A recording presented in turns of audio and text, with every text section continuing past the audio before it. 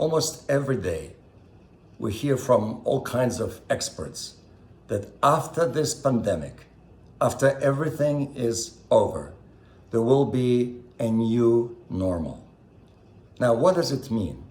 Obviously, we're going to be much more careful with our behavior, with health, with safety. We're going to follow government instructions and follow the protocols. But the new normal is not only about the logistics.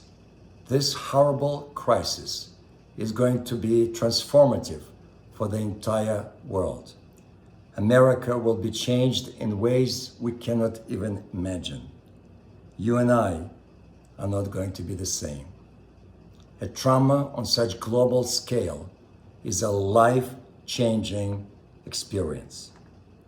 Now, this week, together with all the Jews around the world, we celebrate Pesach.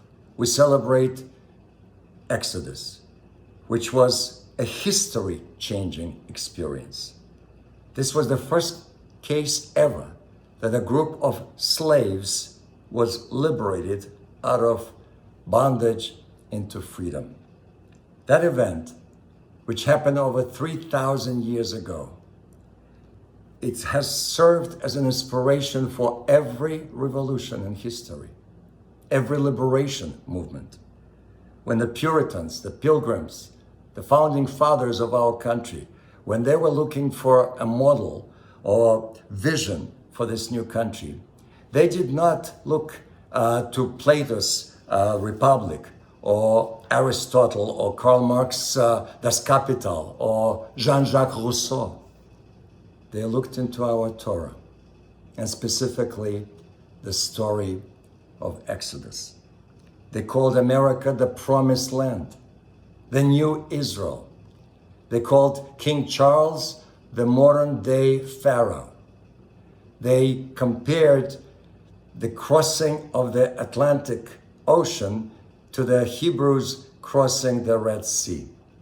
And George Washington was very often compared to Moses.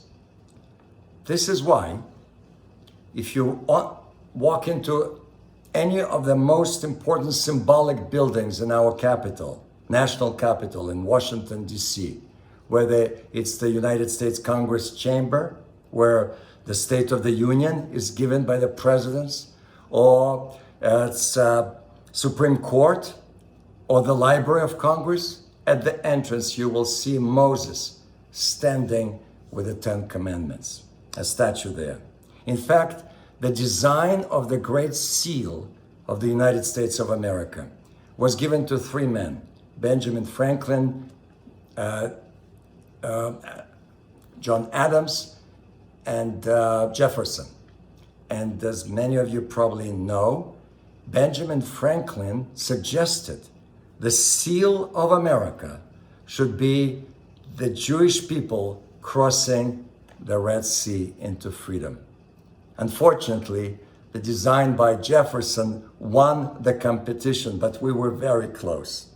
Now, Black Americans, what was their rallying cry for the movement, for civil rights? They sang, "Go down, Moses, let my people go." Martin Luther King, almost in every speech, he mentioned the story, our story of Exodus. The book that changed my own life, as many of you heard from me, is Exodus by Leon Uris. This is the first time at the age of 22 I learned that Jewish people have been around for thousands of years, that we have a language called Hebrew, that we have a country called Israel, and so on and so forth. It changed my life. In fact, Natan Sharansky writes in his autobiography that the same is true about his life. He also read Exodus in Russian by Leon Uris. It was given to us by American tourists who smuggled into the Soviet Union, that book. In fact, American Jews, during the most remarkable and exciting chapter in American Jewish history, the Soviet Jewry movement. What was being shouted? What was on every poster during those rallies? Let my people go. That was the model. So yes, our unique story has changed the world.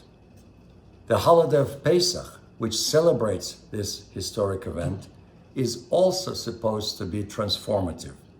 A few days ago, together with Jews all over the world, we have embarked on a spiritual pilgrimage after Mitzrayim in our own lives. We must undergo a spiritual cleansing, not only cleaning the kitchens, which is very important, but we have to focus on the spiritual cleansing. Remember those 15 steps at the very beginning of the Seder? Those are the 15th stage in our spiritual growth. Now, during Passover, it's not only children who are supposed to ask questions. Every one of us must ask, Ma nishtana? How am I different this year from last year? What has changed in my life? And what changes do I still have to make in order to grow and to improve my life? Especially during this extraordinary time, when we are sheltered in our homes and prevented from engaging in our normal lifestyles. Let us see this strange situation as a gift, a rare opportunity to review our lives. Let's take time for introspection. Let's make some important decisions, some changes. And yes, even let's do tshuva, repentance. We do not need to wait until Yom Kippur to do tshuva. Let's take this opportunity. If we take the real deep meaning of Passover seriously and continue our personal spiritual journey, then all of us will be able to safely cross the sea and get to the other side renewed and healed. And this is how you and I can make the new normal better than the old one. Hag Sameach.